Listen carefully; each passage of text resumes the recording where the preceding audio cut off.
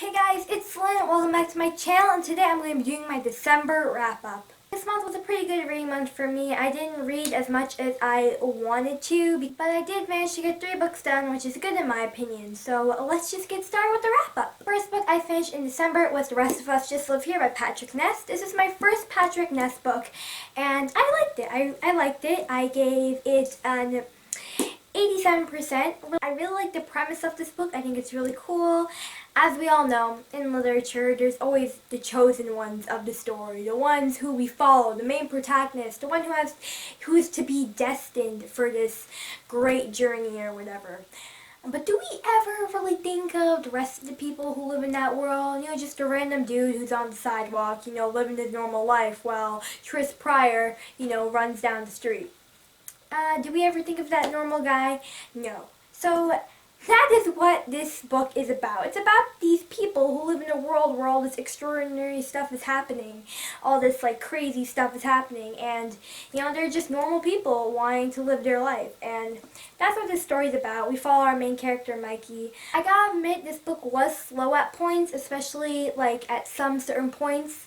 It wasn't the best book, but I think what really brought it up to an 87% to me was the fact that I could really relate to Mikey. Me and him have the same sort of point of view on things about ourselves, and I wish sometimes I could think differently. With reading this, I felt like I could really relate to him, and it really made this book closer to me. The meaning behind this book is also fantastic as well. The next book I read was The Darkest Minds by Alexandra Bracken, and it's a book Mariah and I from Bubbling with Books. I'll link her channel down below. She is an awesome friend of mine, and we are buddy reading this book, and on January 16th, 3 p.m. Eastern Standard Time, we will be having a live show on this book. So if you read this book, you can, you know, join us for the live show. No pressure, but even if you haven't picked it up yet and you want to join us, you still have tons of time to do so.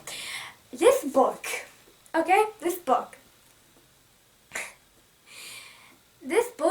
gets so much hype on BookTube.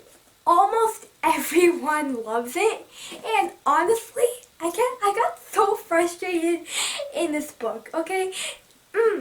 First of all, the main character, Ruby, she is so annoying. She's just your typical, you know, YA dystopian protagonist, okay? She's basically like probably Tris Pryor's cousin, because it's like that's who she kind of reminds me of, and I hate Tris, okay? So, which kind of led me to hate Ruby. First of all, could have been half the size, okay? This synopsis on the back of the book is already, in my opinion, too detailed, okay? For like half the book, okay? Maybe a bit more than that.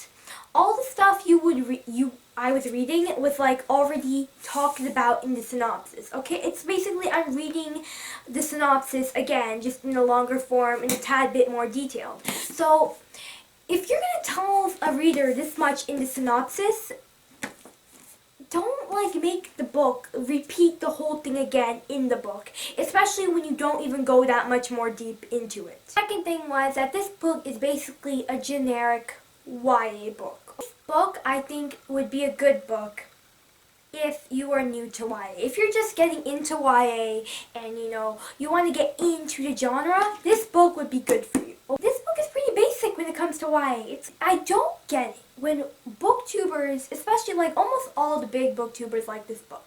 And I don't understand is that those booktubers have probably been reading YA for, you know, 5-7 years, okay? And they've probably read like a billion other books just like this one, okay? Yet they still like give it 5 stars on Goodreads. And I'm just like, what? The only thing that really kept me going with this book was the romance, okay? I just like the guy we have in this book, honestly. I like him, and I want to see what happens with him. And oh god, I don't even like this book, guys. I give this book a 78%, okay? A 78%, alright? That's pretty bad on my scale, okay?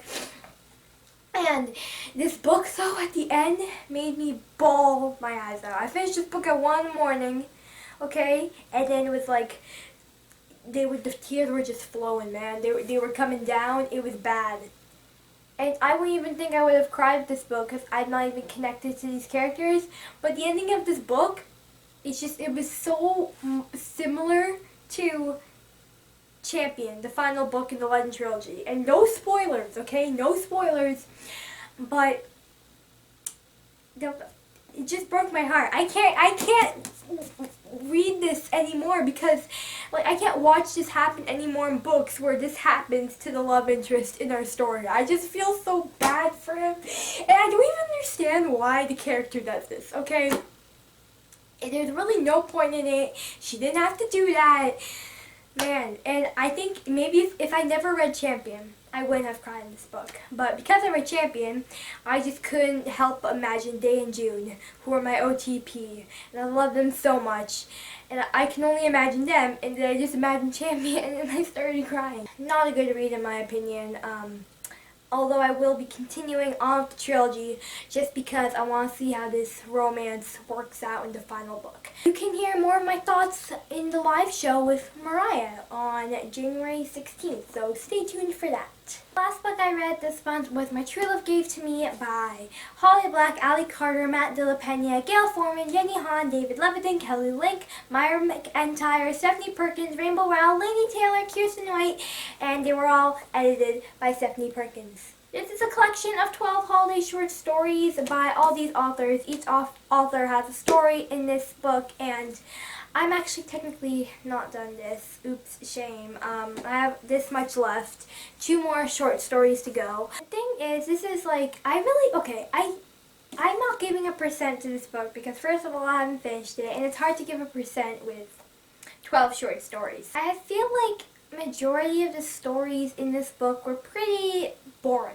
Okay, there's like maybe 2 that I really enjoyed. These are all cutesy, lovey-dovey, contemporary, which I like. I like those type of books, but these ones just weren't that good. I'm sorry to say so, but they weren't that good.